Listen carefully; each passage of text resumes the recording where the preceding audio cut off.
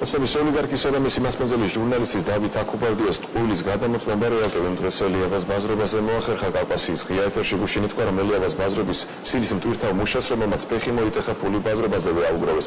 კიდევ რამდენად ტყუილი ითქვა აკუბარდიას ეთერში და რატომ ფიქრობს ბიძინა ივანიშვილი, რომ ახალი საავადმყოფოები არარენტაბელურია. საავადმყოფოები, რომლებიც აშენდა ახლა ახლები 95% არის გამოუყენებელი, რეალურად არარენტაბელური. ბიძინა ივანიშვილის არარენტაბელურ საავადმყოფოებში დილიდანვე ხალხმრავლობა. პაციენტების სახელმწიფო დაზღვევის პროგრამით სარგებლობენ და მათი უმეტესობა მიმდინარე პროცესებით კმაყოფილია. მეუღლე მყავს დიაგნოზით სწორნაწლავის დაავადება. და კლინიკა ავირჩია, მოვედი ვენდობი ექიმებს, ვენდობი მკურნალობას, ვენდობი სხივი და ქიმიოთერაპიას. ხონდა გამგეობიდან დახმარება და ჩემ მეუღლეს აქვს ირაოს პოლისი, რომელიც გარკვეული თანხა ეკუთვნის ონკოლოგიას და სრულიად ბოლომდე გამოვიყენე, რაც თავისაკუთრება იყო. ჩემი გოგონა 21 წელს იკეთებს ოპერაციას, დისკის თიაქარიებს და გადავწყვიტე, რომ მოსულიყავი ამ კლინიკაში. ვენდობი პროფესიონალი ქირურგები არიან, როგორც გავიგებ, სახელმწიფო დამოსმარა მანასწორებაში.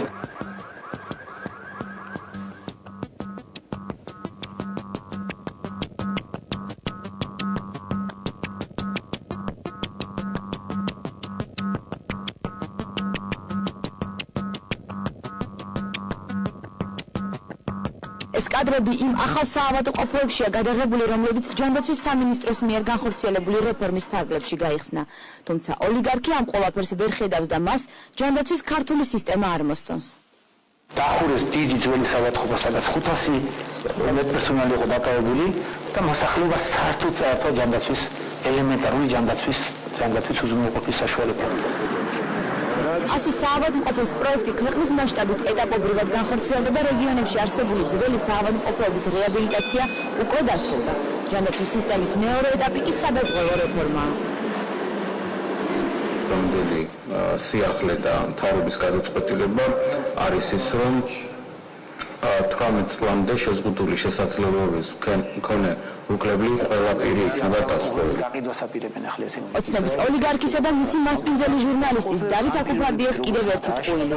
კავკასიის ღია ეთერში გუშინ ითქვა, რომ ელიავას ბაზრობის ცილის მტვირთავმა მუშამ ხაშურელმა პაპა გელაშვილმა ფეხი მოიტეხა და მას კურნალობისთვის საჭირო თანხა 1600 ლარი მუშებმა შეუგროვეს. რეალტივიმ დღეს ეს ფაქტი ელიავას ბაზრობაზე გადაამოწმა. ფიში თვითავი ყინულზე ფეხი დაუწდა. იქ ყველას ვიცნობ, რა ხა ეგეთი ბაბუ არის მედიკაცია, ფანტასტიკური ზედ გადაწყვეტილი ციფრიფიკაცია არის და აი ეს კაცია მოგეთი კაბანჯირი რა, ბრიგადირი თავდა. საწყალო ეს კაცი დარბოდა ფულს აგროვებდა, რომ ეს ბიჭი წაეყვანა საავადმყოფოში. 180 ლარი შეაგროვეს, რა უნდა კონდეთ იქ თვითარი დამუშავეს ხელფასი და წაიყვანეს თურმე მასში რა ქვია ჟვანიას კლინიკაში 2700 ლარი მოსთხოვს. შეუგროვეთ რაღაცა გავიგებიდან ვერ გეყოლ. მივედით იქა მოგწეს ფორმა 40 მიუტანეთ მერიაში და იმის საფუძველზე მერიამ გადარიცხა ეს ფული სამართლობას გადაურიცხა ჟვანიას სახელობის კლინიკას. რამდენი?